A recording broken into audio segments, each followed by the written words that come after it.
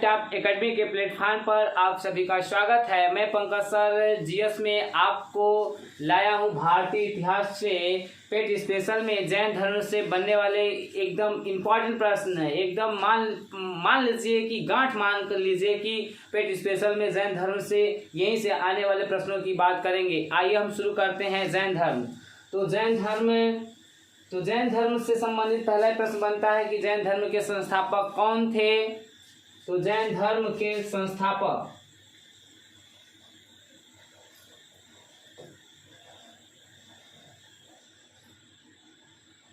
जैन धर्म के संस्थापक कौन थे। तो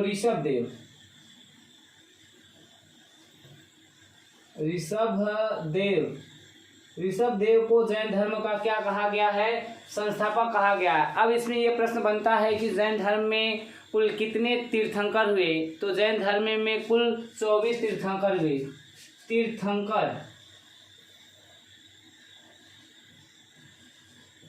तीर्थंकर कुल कितने तीर्थंकर हुए। तो 24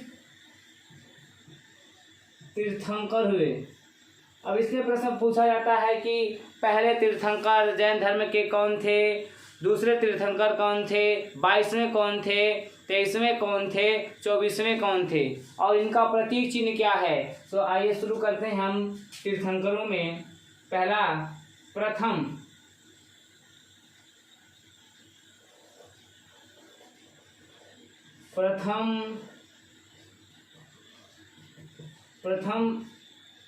तीर्थंकर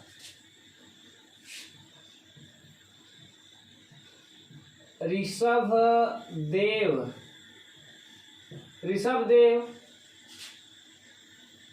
द्वितीय तीर्थंकर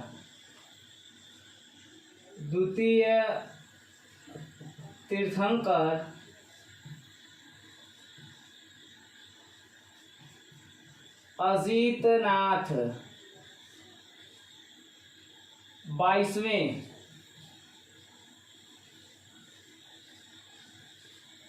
22वें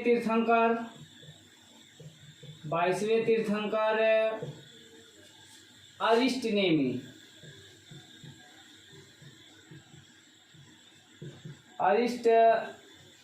थे। 23वें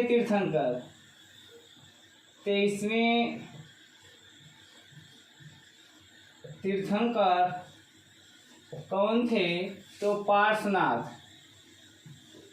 पार्श्वनाथ जैन धर्म के 23वें तीर्थंकर थे और 24वें तीर्थंकर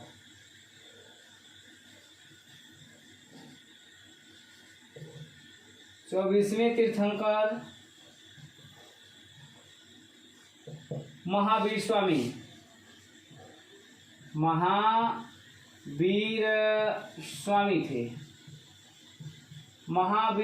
स्वामी थे। तो जैन धर्म में कुल कितने तीर्थंकर हुए। तो 24 तीर्थंकर हुए। पहले जैन धर्म के प्रथम तीर्थंकर कौन थे। प्रथम तीर्थंकर ऋषभदेव थे। द्वितीय तीर्थंकर कौन थे, अजितनाथ थे। 22वें तीर्थंकर जैन धर्म के कौन थे, अरिष्टनेम थे। 23वें तीर्थंकर पार्श्वनाथ। 24वें तीर्थंकर कौन थे, महावीर स्वामी। जैन धर्म का वास्तविक संस्थापक कौन थे। यह पूछा जाए कि वास्तविक संस्थापक किसे माना गया है। तो महावीर स्वामी को जैन धर्म का वास्तविक संस्थापक किसे माना गया है, जैन धर्म के। तो महावीर स्वामी को। अब इसमें यह प्रश्न बनता है कि जो जैन धर्म के प्रथम तीर्थंकर ऋषभदेव थे, उनका प्रतीक चिन्ह क्या था। जैन धर्म में उनका प्रतीक चिन्ह क्या माना गया था और अजितनाथ का प्रतीक चिन्ह क्या था। तो आइए हम बात करते हैं इनके प्रतीक चिन्हों को लेकर। ऋषभदेव का प्रतीक चिन्ह ऋषभदेव का प्रतीक चिन्ह क्या है, वृषभ। ऋषभदेव का वृषभ या बैल।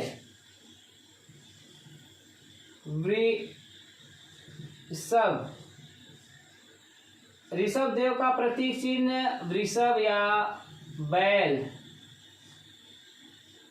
अजितनाथ का प्रतीक चिन्ह क्या था, हाथी। अरिष्टनेमी का प्रतीक चिन्ह क्या था, शंख।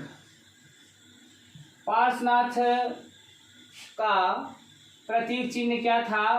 पार्श्वनाथ का प्रतीक चिन्ह क्या था? सर्प। और महावीर स्वामी का प्रतीक चिन्ह क्या था? तो सिंह। सिंह। ये जैन धर्म के प्रमुख तीर्थंकरों के प्रतीक चिन्ह हैं। अब हम बात करेंगे कि ये जैन धर्म में जो 24 तीर्थंकर हुए, इन 24 तीर्थंकरों की जीवनी किस पुस्तक में लिखी गई है? तो जैन धर्म के तीर्थंकरों की जीवनी, जैन धर्म के तीर्थंकरों की जीवनी, जैन धर्म के तीर्थंकरों की जीवनी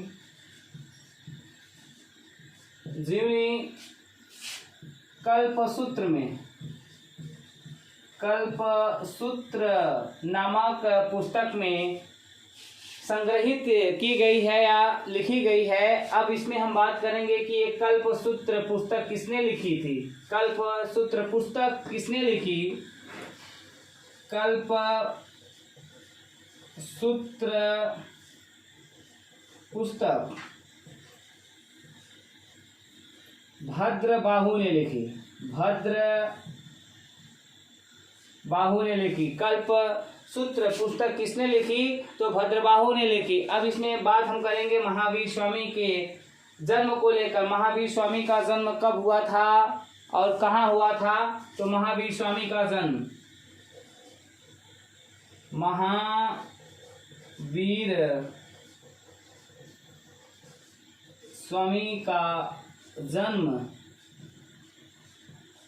जन्म कहाँ हुआ था? महावीर स्वामी का जन्म 599 ईसा पूर्व या 540 ईसा पूर्व, 599 ईसा पूर्व या 540 ईसा पूर्व में कुंडग्राम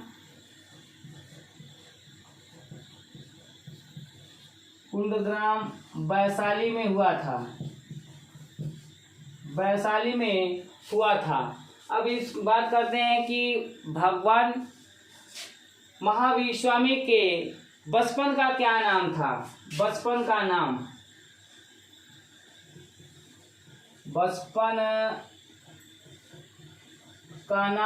इनके बचपन का नाम क्या था?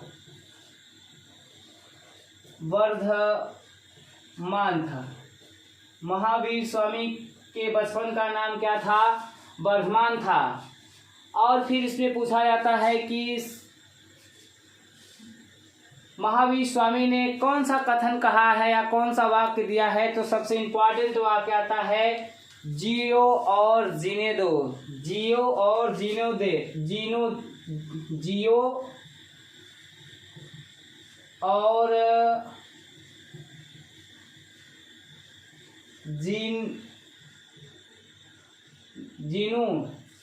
जियो और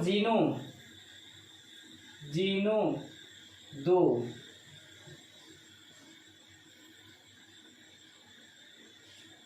जियो और जीने दो वाक्य या कथन किसने कहा है? दो कथन किसका है? तो महावीर स्वामी का। जियो और जीने दो कथन किसका है? महावीर स्वामी का। अब इसमें हम बात करेंगे जैन धर्म से संबंधित महावीर स्वामी का ज्ञान को लेकर क्या प्रश्न बनते हैं? ज्ञान कहाँ प्राप्त हुआ था? किस नदी के किनारे प्राप्त हुआ था? किस वृक्ष के किनारे प्राप्त हुआ था? तो अगर ज्ञान की बात आए तो पूछा जाए कि नदी, किस नदी के किनारे? तो ऋजुपालिका नदी। ऋजुपालिका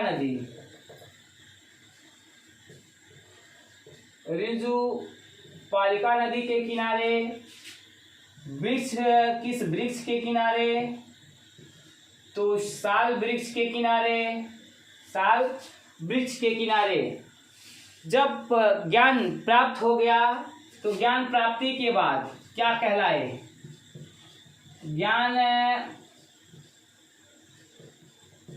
प्राप्ति के बाद ये क्या कहलाए? तो ज्ञान प्राप्ति के बाद ये जिन या विजेता कहलाए। अहर्त पूज्य कहलाए या निर्ग्रंथ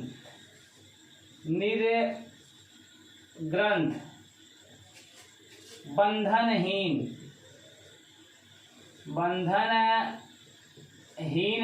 कहलाए।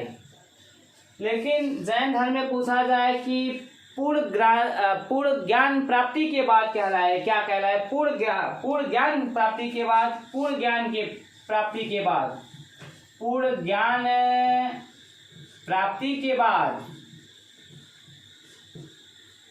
क्या कहा गया? तो इसको कहते हैं कैवल्य कहलाए। पूर्ण ज्ञान प्राप्ति के बाद ये क्या कहलाए? तो कैवल्य कहलाए। अब हम बात करते हैं कि जैन धर्म में कौन कौन सी जैन संगीतियाँ हुई थी। तो जैन धर्म के प्रचार के लिए 2 जैन संगीतियाँ हुई थी। तो प्रथम जैन संगीत,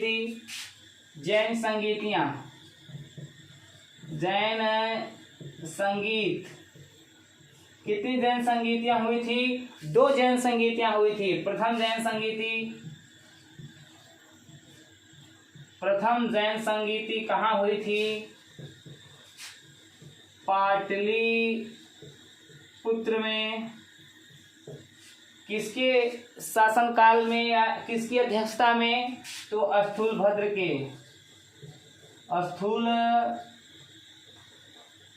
के शासनकाल में।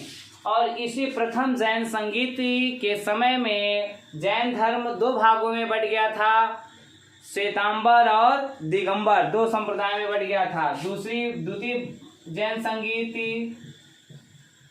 द्वितीय जैन संगीत का आयोजन कहाँ किया गया था? वल्लभी गुजरात में। किसकी अध्यक्षता में या किसके नेतृत्व में? तो देवर्धि क्षमा श्रवण के नेतृत्व में या अध्यक्षता में किया गया था। जैन धर्म में केवल 2 जैन धर्म के प्रचार के लिए 2 जैन संगीतियाँ की गई थी।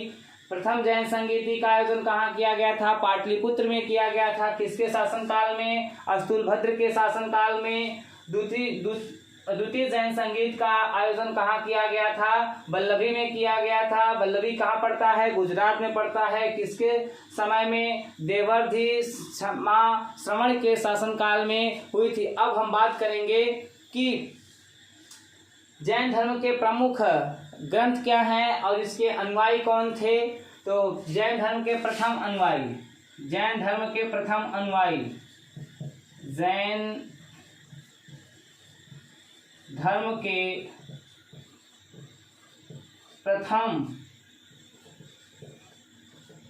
अनुयायी कौन थे? तो अनुजा प्रियदर्शनी के पति जामिल बने। जामिल प्रथम जैन धर्म के अनुयायी थे। जैन धर्म की भाषा क्या थी? जैन धर्म की भाषा क्या थी? जैन धर्म की भाषा क्या थी? तो प्राकृत भाषा या अर्धमागधी भाषा। जैन धर्म का प्रमुख ग्रंथ कौन सा है? जैन धर्म का पवित्र ग्रंथ कौन सा है? आगम को जैन धर्म का सबसे पवित्र ग्रंथ माना गया है। और इसमें हम बात करेंगे अब अगला जो इम्पोर्टेंट प्रश्न बनते हैं, क्या बनते हैं कि जैन धर्म के कितने रत्न हैं, जैन धर्म के जो त्रिरत्न हैं वे कौन कौन से हैं। तो जैन धर्म के त्रिरत्न, जैन धर्म के त्रिरत्न, जैन धर्म के त्रिरत्न कौन कौन से हैं। तो सम्यक दर्शन, सम्यक दर्शन, दूसरा सम्यक ज्ञान, तीसरा सम्यक आचरण या चरित्र। ये जैन धर्म के प्रमुख क्या हैं, त्रिरत्न हैं। सम्यक ज्ञान, सम्यक दर्शन, सम्यक आचरण, ये जैन धर्म के प्रमुख त्रिरत्न हैं। अब बात करते हैं कि जैन धर्म से संबंधित जो अगला प्रश्न बनता है कि जैन धर्म का सबसे प्रमुख दक्षिण भारत में केंद्र कौन सा था। तो जैन धर्म ये जो पाटलिपुत्र अस्तुलभद्र के समय, तो इसमें चंद्रगुप्त मौर्य के शासनकाल में दक्षिण भारत में कर्नाटक के मैसूर में एक स्थान पड़ता है जिसका नाम है श्रवणबेलगोला। तो दक्षिण भारत में मैसूर के निकट श्रवणबेलगोला। दक्षिण भारत की बात करते हैं तो दक्षिण भारत में जैन धर्म का प्रमुख केंद्र, जैन धर्म का केंद्र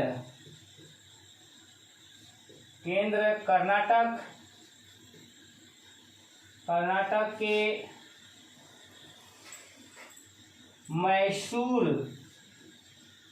के निकट श्रवणबेलगोला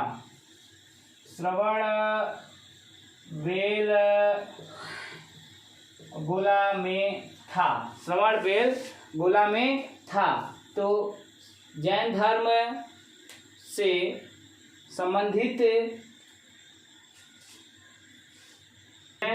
संबंधित पंच महाव्रत कौन कौन से हैं। पंच महाव्रत, सत्य, अहिंसा, अस्तेय, अपरिग्रह, ब्रह्मचर्य, ये जैन धर्म के 5 प्रमुख पंच महाव्रत हैं। सत्य, अहिंसा, अस्तेय, अपरिग्रह, ब्रह्मचर्य। अब हम बात करें कि जैन धर्म में परिशिष्ट पर्व की रचना किसने किया था। परिशिष्ट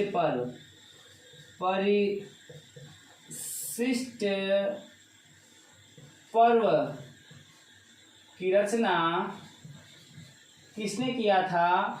तो हेमचंद्र ने किया था। हेमचंद्र ने परिशिष्ट पर्व रचना किया था। अब इसमें हम बात कर लें कि भगवान महावीर स्वामी की मृत्यु कहाँ हुई थी और कब हुई थी। तो मृत्यु 527 ईसा पूर्व या 468 ईसा पूर्व पावापुरी नामक स्थान पर हुई। पावापुरी नामक स्थान पर हुई। तो लाइव टॉप एकेडमी के ऐप पर आप लोग पेट स्पेशल की क्लासेस फ्री में पढ़ सकते हैं। तो अब कल के लिए बने रहिए, अगली वीडियो कल हम आपको देंगे भारतीय इतिहास से इसके आगे वाला जो चैप्टर है मौर्य काल में सम्राट अशोक से संबंधित आपके पेट स्पेशल में कौन से प्रश्न आने वाले हैं उनकी बात हम करेंगे। तो तब तक के लिए आप लोगों को लाइव टाइप एकेडमी की तरफ से धन्यवाद।